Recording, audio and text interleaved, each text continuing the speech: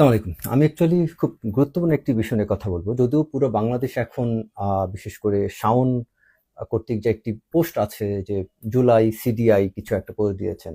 আমি আসলে একজন ব্যক্তিকে নিয়ে কথা বলতে যাব না। কারণ একটা জিনিসকে আমাদের স্বাভাবিকভাবে মেনে নিতে হবে যে বাংলাদেশের শিল্পী বা আর্টিস্ট মানে এই না যে তাদেরকে সবাই গ্রহণ করতে পারবে। কিছু, কিছু আর্টিস্ট তারা বিকৃত মস্তিষ্কের হতে পারে।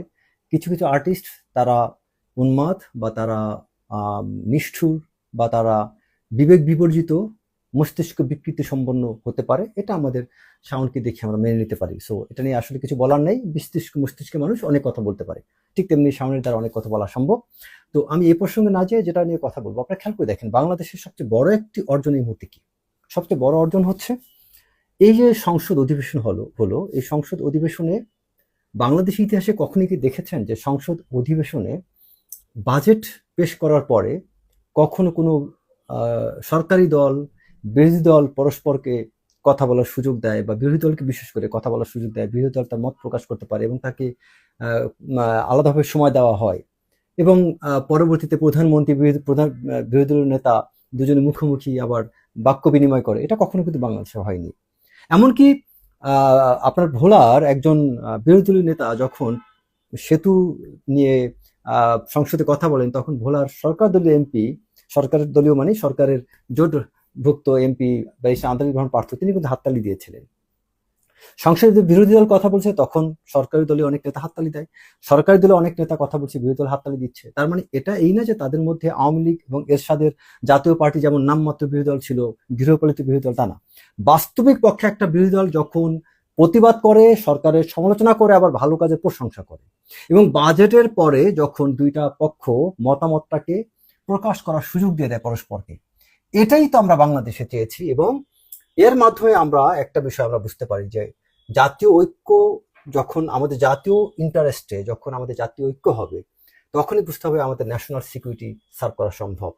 আমরা বর্তমানে বাংলাদেশে যে চায়নায় তারেক রহমানের ভিজিটের পরে আমরা যেসব বিষয়গুলো দেখতে পাচ্ছি, আমাদের প্রতিবেশী দেশের সাথে যে ব্যালেন্স অফ পাওয়ার মেনটেন করা হচ্ছে, সবকিছু মিলে আমাদের এমন কিছু সিদ্ধান্ত নেওয়া হয়েছে যেগুলো থেকে প্রতীয়মান হয় যে বাংলাদেশ তার জাতীয় স্বার্থের ক্ষেত্রে বিরোধী দল সরকার দল হয়তো আবার এক হতে পারবে।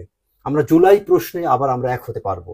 আপনি দেখেন আমেরিকা নিয়ে আমরা একটা কথা বলি না যে আমেরিকায় ডেমোক্র্যাট হোক আর রিপাবলিক হোক, যেই ক্ষমতা আসুক তারা তাদের নিজের দেশের স্বার্থটাকে আগে দেখেন। তারা ফরেন পলিসির ক্ষেত্রে কিন্তু একই রকম থাকছেন। আমাদের বাংলাদেশটা সেই বাংলাদেশ আমরা চাই যে আমাদের পররাষ্ট্রনীতি, আমাদের ন্যাশনাল ইন্টারেস্ট, ন্যাশনাল সিকিউরিটি এগুলোর ক্ষেত্রে বিরোধী দল যদি দেখে সরকার কোনো ভুল করছে তখন কঠোর সমালোচনা করবে, আবার এগুলোর পক্ষে যখন রাষ্ট্রের স্বার্থে যখন ন্যাশনাল ইন্টারেস্টের ক্ষেত্রে যখন কাজ করবে তখন বিরোধী দল সরকারকে সমর্থন করবে। আবার সরকারও এরকম ক্ষেত্রে বিরোধী দল ভূমিকা রাখলে সরকার বিরোধী দলকে সুযোগ দিবে। সো এই বিষয়গুলো আমি মনে করি অনেক বড় একটি অর্জন বাংলাদেশে, যেটাকে আমাদের উৎসাহ দেওয়া উচিত, ওয়েলকাম করা উচিত। এবং তারেক রহমান তিনি প্রধানমন্ত্রী হিসাবে তিনি যে সব কাজ এ পর্যন্ত করেছেন খুব কেউ একটা দোষ ত্রুটি খুঁজে পাবেন না। তবে একটা বিষয় খেয়াল রাখতে হবে, তারেক রহমানের কিছু কিছু বিষয় হস্তক্ষেপ করা প্রয়োজন। যেমন প্রধানমন্ত্রী কার্যালয়ে একজন মহারাজ আছেন, যে মহারাজ একসময় আওয়ামী লীগের সময় এপিডি উইং এ ছিলেন, আবার তিনি রাষ্ট্রপতির প্রোটোকল অফিসার ছিলেন আওয়ামী লীগ গভর্নমেন্ট পিরিয়ডে। সেই মহারাজ এখন হয়েছে না বিএনপি সময় প্রধানমন্ত্রী কার্যালয় একজন পরিচালক। তো তারেক রহমানের উচিত প্রত্যেকটা প্রত্যেকটা গুরুত্বপূর্ণ দায়িত্বে যারা আছেন তাদের প্রত্যেকের বায়োডাটা চেক করা, যে গত 20 বছর তিনি কোথায় কোথায় ছিলেন, সেটা সেনাবাহিনী হোক, গোয়েন্দা অর্গানাইজেশন হোক, আমাদের সচিবালয় হোক, প্রধানমন্ত্রী কার্যালয় হোক, রাষ্ট্রপতি কার্যালয় হোক, এই কর্মকর্তাদের বায়োডাটা প্রধানমন্ত্রীকে অনুরোধ করবো আপনি চেক করেন। যারা জুলাই আন্দোলন তথা তার পূর্বে এই দেশের জন্য আওয়ামী ফ্যাসিস্ট বিরোধী আন্দোলনে ভূমিকা রেখেছে, তারা অনেকেই কিন্তু এখনো বঞ্চিত আছে। এই মানুষগুলোর বুকে রক্তক্ষরণ ঘটায়েন না আপনি। এই যে মনি আপা, নীলুফার ইয়াসমিন মনি, তিনি আজকে এমপি হয়েছেন, তার বক্তব্য এখন উল্টাপাল্টা হয়ে যাচ্ছে। এগুলো আমাদের চেক দিতে হবে। জুলাইকে অস্বীকার করা যাবে না। জুলাই আমাদের জন্য সারা জীবন একটা সম্মানের জায়গা থাকবে, কারণ এই জুলাইতে বোরকা পরা নারীও নেমেছিল, আবার ওড়না ছাড়া বোনও বৃষ্টিতে সে ঝাঁপিয়ে পড়েছিল, আবার আমাদের গান গেয়েও সেখানে সবাই অবদান রেখেছে, আবার মসজিদের ইমামও এই আন্দোলনে নেমেছিল। এই আন্দোলনটা, জুলাই আন্দোলনটা ছিল সবার আন্দোলন। এটা কোনো স্বাধীনতার একক চেতনাবাজদের গল্প না, এটা স্বাধীনতার একক রাজাকারদেরও গল্প না, রাজাকার বিরোধীদের গল্প না, আবার স্বাধীনতার সব পক্ষে বিপক্ষের এরকম কোনো কথা না। এটা হচ্ছে বাংলাদেশের সব মানুষের আন্দোলনের ফসল হচ্ছে জুলাই।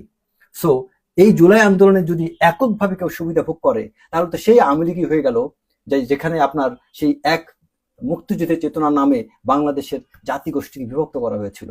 সো আমাদের এই বিষয়গুলো মনে রাখতে হবে। আশা করি বিষয়টা সবাই উপলব্ধি করবেন এবং আপনার চাইলে এটাকে শেয়ার করতে পারেন।